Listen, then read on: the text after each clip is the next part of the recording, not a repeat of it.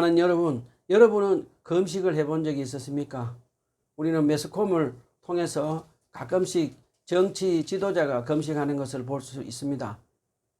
어떤 잘못된 법안을 놓고 정치 지도자가 열흘씩 또는 일주일씩 금식하는 모습을 보곤 합니다. 그런데 우리 하나님을 믿는 사람들도 금식 기도를 합니다. 특별히 다윗 왕이 죄를 지었을 때 하나님 앞에 죄를 뉘우치고 회개하는 금식 기도를 하는 것을 볼 수 있습니다. 그리고 그의 인생길에서 하나님의 뜻을 묻고자 할 때 하나님 앞에 나아가 금식 기도하는 모습을 볼 수 있습니다.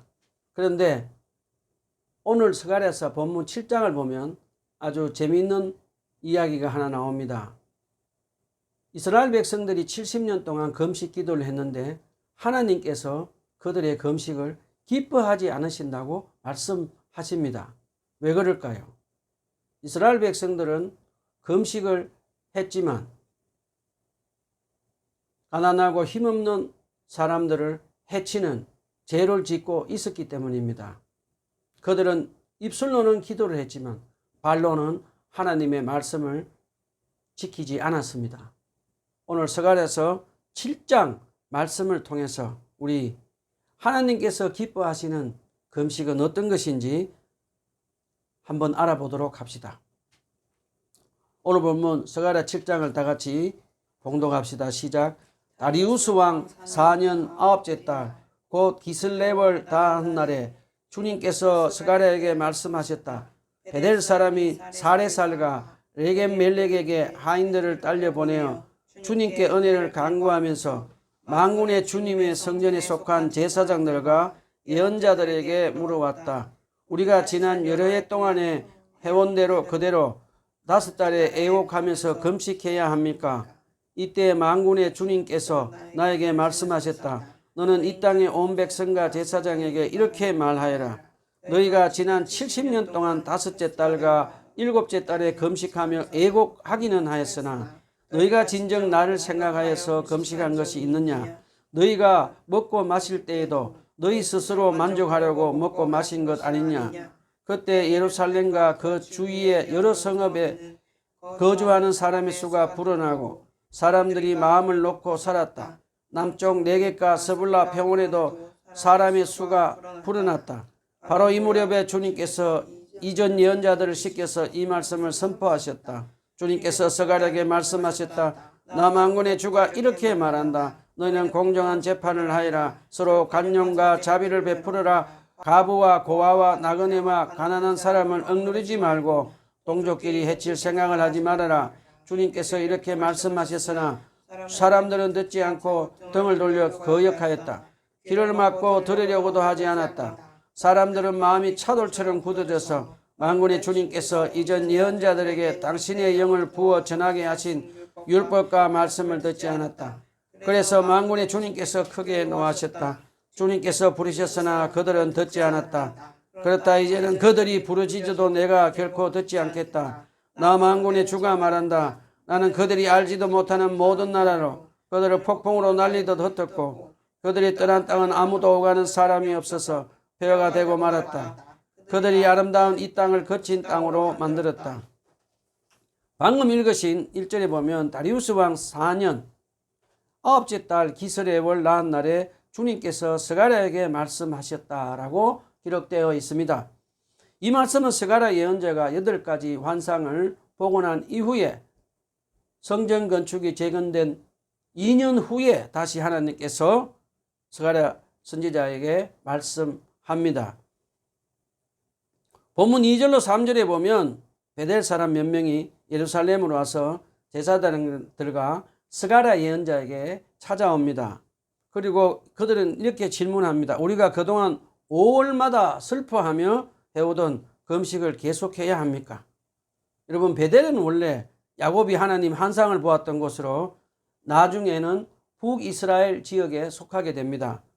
바벨론 포로에서 돌아온 베델 사람들은 무너진 예루살렘 성전을 기억하면서 70년 동안 금식해 왔습니다. 그런데 이제 성전이 재건되고 있으니 그들은 예루살렘에 올라와 이 금식을 계속 해야 합니까? 라고 제사장들과 스가랴 예언자에게 질문을 합니다. 그때 주님께서 4절로 6절에서 스가랴 예언자에게 이렇게 말씀하십니다. 너는 이 땅의 온 백성과 제사장에게 이렇게 말하여라. 너희가 지난 70년 동안 다섯째 달과 일곱째 달에 금식하며 애곡하기는 하였으나 너희가 진정 나를 생각하여 금식한 적이 있느냐? 너희가 먹고 마실 때도 너희 스스로를 위하여 먹고 마신 것이 아니냐? 라고 말씀하십니다. 우리는 이 대목에서 주님은 이스라엘 백성들이 70년 동안 두 가지 금식한 것을 가르쳐 주십니다. 첫 번째는 예루살렘 성전이 파괴된 다섯째 달과 두 번째는 유다 총독 그다랴가 죽음당한 일곱째 달에 금식해온 것을 말씀하십니다. 그런데 하나님은 70년 동안 그들이 해온 금식을 보시며 그것이 참된 금식이 아니라고 충격적인 말씀을 하십니다. 그들의 금식은 하나님께 자신을 드리고 회개하기 위한 금식이 아니라 자기 만족과 자기 유익을 위한 금식이었다는 것입니다. 겉으로는 슬퍼하는 것처럼 보였지만 그들의 마음 중심에는 하나님보다 자신이 더 중요했습니다. 쉽게 말하면 70년 동안 이스라엘 백성들이 해온 금식은 하나님과 아무 상관없는 형식적이고 위선적인 금식이라고 말씀하십니다. 이어서 7절에서 주님은 옛 예언자들이 전했던 하나님 말씀에 불순종하다가 결국 바벨론 포로로 끌려간 그들의 조상이나 지금 스가랴 시대를 살아가는 사람들도 똑같다고 말씀하십니다. 이스라엘 백성들은 70년 동안 바벨론 포로 생활하다가 다시 이스라엘 고향으로 돌아왔지만 그들은 형식적이고 위선적인 신앙은 여전히 바뀌지 않았다고 주님은 강하게 지금 책망하고 계십니다. 자, 계속해서 주님은 8절로 14절에서 이스라엘 백성들이 왜 바빌론 포로로 끌려가게 되었는지를 설명하십니다. 그리고 하나님께서 기뻐하시는 금식이 무엇인지 자세하게 가르쳐 주십니다. 본문 8절로 10절을 보면 주님은 힘없고 가난한 이웃을 사랑하며 공정하게 재판하고 자비를 행하며 살아가라고 가르쳐 주십니다. 이것이 바로 하나님께서 기뻐하시는 참된 순종의 삶입니다. 하나님께서 원하시는 이웃 사랑의 삶은 구체적으로 어떤 모습인지 우리 한번 알아봅시다. 첫째로 주님은 공정하게 재판하라고 말씀하십니다. 우리가 생각하기에 재판은 차가운 법의 문제 같지만 하나님 편에서는 가난하고 억울한 이웃을 보호하는 가장 적극적인 사랑의 실천입니다. 구약 성경에 보면 이스라엘 백성들이 바벨론 포로로 끌려가기 전에도 돈과 권력 때문에 가난한 이웃을 무시하고 차별하고 억누르는 모습을 볼 수가 있습니다. 대표적으로 아합과 이세벨은 나봇의 포도원을 빼앗기 위해서 거짓 정인을 세우고 불의한 재판으로 나봇을 죽이는 끔찍한 죄를 짓고 말았습니다. 신약에서도 마찬가지입니다. 예루살렘 종교 지도자들은 아무 죄도 없는 예수님을 죽이기 위해 거짓 정인들을 세웠고 빌라도는 예수님께 죄가 없는 줄 뻔히 알면서도 악한 권력과 여론 때문에 십자가에 판결했습니다. 하나님은 이런 불의한 재판과 약자를 짓밟는 죄를 미워하시는 분이십니다. 혹 우리 가운데 재판관이나 법과 관련된 일을 하는 분들이 있다면 하나님을 두려워하며 공정하게 판단해야 하겠습니다. 그리고 저와 여러분도 일상의 삶 속에서 내 기준과 편견으로 이웃을 함부로 판단하고 정죄하지 말고 공정하게 판단하며 살아가야겠습니다. 자, 둘째는 주님은 서로 관용과 자비를 베풀라고 말씀하십니다. 힘있고 가진 자들이 힘없고 가난한 자들을 무시하지 말고 서로 관용하며 자비를 베풀며 살라는 것입니다. 구약시대 이스라엘은 기득권층이 가난한 자들을 무시하고 자비를 베풀지 않고 살다가 결국 하나님의 심판을 받았습니다. 그러나 신약의 교회 안에서는 놀라운 일이 일어났습니다. 세상에서는 상종도 못하던 부자 주인과 종이 한 상에 앉아 서로를 형제 자매라 부르며 살았습니다. 교회는 세상의 차별을 넘어 관용과 자비를 베푸는 대한 공동체였습니다. 저와 여러분도 교회 안에서 빈부귀천을 떠나 서로의 허물을 덮어주고 간용과 자비를 베풀며 살아가야 하겠습니다. 자, 세 번째는 주님은 가부와 고아와 나그네와 가난한 사람들을 억누르지 말라고 하십니다. 하나님은 성경 전체를 통해서 거듭 이스라엘 동족 중에 가장 힘없고 가난한 약자들을 보호하라고 끊임없이 말씀하셨습니다. 그런데 이스라엘 역사 속에서는 권력을 가진 자들이 오히려 가난한 가부와 고아를 괴롭히고 재산을 빼앗았다고 기록하고 있습니다. 이사야 10장 1절로 2절에서 선지자는 이렇게 외칩니다. 불의한 법령을 공포하며 억압하는 글을 꾸며내는 자들에게 재앙이 닥친다. 가난한 사람들의 재판을 억울하게 하고 내 백성 가운데 힘없는 사람들의 권리를 빼앗으며 가부들을 털어먹고 고아들을 약탈한다 라고 말씀하십니다. 여러분, 신약시대도 구약시대와 크게 다르지 않았습니다. 예루살렘 종교 지도자들은 하나님 뜻에 불순종하며 가난한 이웃을 사랑하지도 않고 정의를 행하지 않고 살았습니다. 그 당시 예루살렘 종교 지도자들은 돈과 명예, 권력을 한 손에 거머쥔 기득권 부자들이었습니다. 그들은 로마의 살인적인 세금으로 인해 궁핍해져서 11조를 못 내는 가난한 소장농들을 회당에서 쫓아내버립니다. 그리고 병이 든 사람들을 정결법을 만들어서 회당에 못 오도록 합법적으로 막아버립니다. 그들은 가난하고 병이 든 사람들이 하나님께 예배드리지 못하게 하며 불의를 행하며 살았습니다. 또 마가복음 12장 40절에도 보면 종교 지도자들 중에 한 그룹인 바리새인들은 가부의 가산을 삼키면서도 남에게 보이려고 윗선적으로 길게 기도하다가 우리 주 예수님의 엄한 책망을 받기도 합니다. 이 땅에 메시아로 오신 우리 주 예수님은 구약의 하나님과 똑같이 힘없고 가난한 약자들을 불쌍히 여기시고 그들을 사랑했습니다. 특별히 신약 성경 누가복음 4장 18절로 19절에서 예수님께서 나사렛 회당에서 이사야서 말씀을 읽으시며 메시아의 사역을 이렇게 선포하십니다. 주의 성령이 내게 내리셨다. 주님께서 나를 보내셔서 가난한 사람들에게 기쁜 소식을 전하게 하시려고 내게 기름을 부으셨다. 주님께서 나를 보내셔서 포로된 사람들에게 해방을 선포하고 눈먼 사람들을 다시 보게 하고 억눌린 사람들을 풀어주고 주님의 은혜의 해를 선포하게 하셨다. 우리 주님은 형식적인 종교만 강조하지 않으셨습니다. 주님은 가난한 자들에게 하나님 나라 복음을 전하시고 억눌린 사람들을 찾아가 자유롭게 하시고 병든 자를 고치시고 죄인들을 용서하시고 품어주셨습니다. 그리고 주님은 땅을 원주인에게 돌려주어 경제적인 자유와 회복을 주는 희년의 복음을 선포하셨습니다. 저와 여러분도 우리 주님 예수님처럼 힘없고 가난한 이웃을 불쌍히 여기고 사랑하며 정의와 자비를 행하며 주님 뜻에 순종하며 살아갑시다.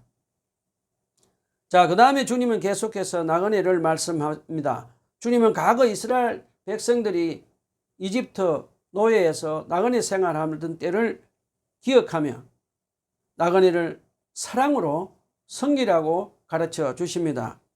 저는 오래전에 강원도 예수원에서 지낸 적이 있습니다. 예수원을 세운 고 대천덕 신부님은 나그네를 잘 대접하라는 주님의 말씀을 삶으로 그대로 실천하셨습니다. 예수원은 찾아오는 이름 모를 나그네를 아무 조건 없이 2박 3일 동안 무료 숙식을 제공하며 정성껏 섬겼습니다. 지금 돌이켜보면 그것이 바로 성경이 말씀하는 살아있는 나그네의 사랑이었습니다. 우리도 우리 주변에 소외된 이웃과 영적 나그네들을 향해 사랑으로 섬기며 살아가도록 해야 하겠습니다. 마지막 네 번째로 하나님은 마음으로라도 서로를 해칠 생각조차 하지 말라고 말씀하십니다. 이것은 단지 겉으로 악한 행동을 하지 말라는 뜻을 넘어 마음속으로 미워하고 악한 계획을 세우는 내면의 죄까지 경고하고 계십니다. 하나님은 외모보다 우리 중심을 보시는 분이시기 때문입니다. 예수님께서도 마태복음 5장 산상수훈에서 마음속의 미움과 분노를 이미 살인이라 하셨고 마음의 업력을 간음과 연결하여 말씀하셨습니다. 주님의 말씀은 진정한 순종은 우리의 마음 중심에서 시작된다고 가르쳐 주십니다. 사랑하는 여러분, 하나님께서는 형식적인 예배와 위선적인 금식을 드리면서 삶 속에서는 힘없고 가난한 이웃을 해치고 죄를 짓는 가식적인 신앙을 원하지 않으십니다. 그러므로 저와 여러분은 형식적이고 종교 행위에 머무르지 말고 힘없고 가난한 이웃을 사랑하고 공정하게 판단하며 우리 물질을 나누며 자비를 실천합시다. 그렇게 사는 것이 하나님의 뜻에 순종하는 삶을 살아가는 것을 꼭 기억합시다. 자, 우리 참된 금식의 의미를 또 한번 알아보도록 합시다. 여러분, 금식 자체가 우리를 거룩하게 만드는 것은 아닙니다. 금식 기도는 하나님 앞에서 자신을 낮추고 주님 뜻에 순종하기 위해 해야 하는 것입니다. 예수님 당시 바리새인들은 금식을 자주 했습니다. 그런데 예수님은 그들의 금식을 칭찬하지 않으셨습니다. 왜 그랬습니까? 그들은 하나님을 사랑하지도 않고 사람들에게 경건해 보이려고 위선적인 금식 기도를 했기 때문입니다. 그들은 일부러 슬픈 얼굴을 하고 나는 금식한다 는 것을 사람들에게 보이려고 했기 때문입니다. 그러나 예수님은 금식할 때 사람에게 보이려고 하지 말고 은밀한 중에 보시는 하나님 앞에서 하라고 말씀하셨습니다. 결국 하나님은 금식의 횟수보다 우리 마음의 중심을 보신다는 것입니다. 그래서 우리는 종교적인 열심보다 겸손히 하나님 말씀에 순종하는 마음이 더 중요한 것을 기억해야 합니다. 우리 주위에 보면 안타깝게도 어떤 사람들은 금식 기도하면서 성령님의 인도하심보다 자기 뜻과 욕심을 더 붙드는 경우가 많이 있는 것을 봅니다. 심지어 무리한 욕심과 교만으로 자신과 가정을 무너뜨리고 마는 안타까운 일을 당하는 것도 볼 수 있습니다. 자, 그러면 우리는 어떻게 금식 기도를 해야 할까요? 그 답을 예수님께서 몸소 보여주셨습니다. 신약 성경에 보면 예수님께서도 광야에서 금식 기도를 하셨습니다. 우리가 잘 아는 대로 예수님의 금식 기도는 사람들에게 보이려고 하는 금식이 아니었습니다. 예수님의 금식 기도는 어떻게 하면 하나님 나라 복음을 효과적으로 잘 전하며 하나님 아버지 뜻에 온전히 순종하기 위한 금식 기도였습니다. 저도 여러 번 금식 기도를 하면서 내 뜻을 내려놓고 주님의 뜻이 무엇인지 묻곤 했습니다. 결혼을 앞두고 누구와 결혼해야 하는지를 놓고 금식 기도를 한 적도 있습니다. 그리고 영국과 캐나다 가운데 어느 나라로 가서 신학 공부를 해야 되는지를 놓고 금식 기도를 한 적이 있습니다. 그리고 제 아내의 질병 치유를 위해서 금식 기도를 한 적도 있었고, 제가 믿음이 약하여 죄를 지은 적이 있어서 또 회개하며 금식 기도를 한 적도 있었습니다. 그런데 제가 여러 번 금식 기도를 하며 경험한 것은 내 뜻과 욕심을 이루기 위한 금식보다 주님 뜻에 순종하려고 드리는 금식 기도를 주님께서 기뻐하신다는 것을 깨달았습니다. 사랑하는 형제, 자매 여러분, 하나님 앞에서 형식적이고 위선적인 금식 기도 하지 않도록 이스라엘 백성들과 바리새인들처럼 되지 않도록 조심하고 또 조심합시다. 참된 금식은 음식을 끊는 것이 아니라 하나님 앞에 자신을 낮추고 죄를 회개하며 가난한 이웃을 사랑하고 정의와 자비를 행하며 하나님 뜻에 순종하며 살아가는 것을 잊지 맙시다. 자, 계속해서 다음 본문을 알아봅시다. 본문 11절로 12절에서 주님은 이스라엘 백성들에게 힘없고 가난한 이웃을 해치는 죄를 짓지 말라고 수없이 경고를 했습니다. 그러나 그들은 끝까지 듣지 않습니다. 여러분, 이스라엘 백성들이 주님의 말씀을 듣지 않고 끝까지 불순종한 모습을 성경은 이렇게 표현합니다. 그들은 귀를 막고 주님의 말씀을 들으려 하지 않았다고 합니다. 그래서 결국 그들의 마음은 영어 성경으로 보면 에드먼트 스톤, 차돌처럼 굳어졌다고 말씀합니다.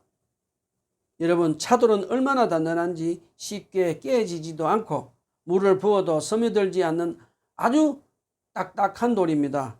지금 이스라엘 백성들의 마음이 바로 그런 상태였습니다. 하나님의 말씀이 선포되어도 귀를 막고 듣지 않고 가난한 이웃의 아픈 신음소리가 들려와도 전혀 마음에 찔림이나 감동이 없는 차돌 같은 상태였던 것입니다. 다른 말로 하면 양심이 마비된 상태입니다. 마음이 차돌처럼 굳어 양심이 마비되었다는 것은 영적인 통증을 느끼지 못한다는 뜻입니다. 이것은 마치 한센병 환자가 살이 썩어가는 통증을 느끼지 못해 더 큰 상처를 입는 것과 비슷합니다.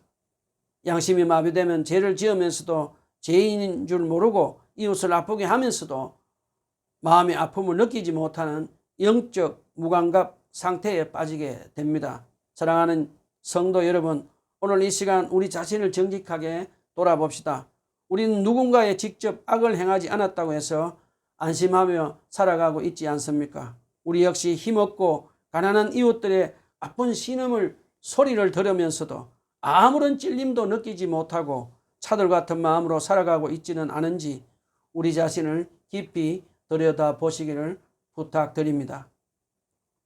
여러분, 하나님께서 끊임없이 이스라엘 백성에게 경고하셨음에도 그들이 마치 고장난 브레이크처럼 멈추지 못했던 이유는 무엇이겠습니까?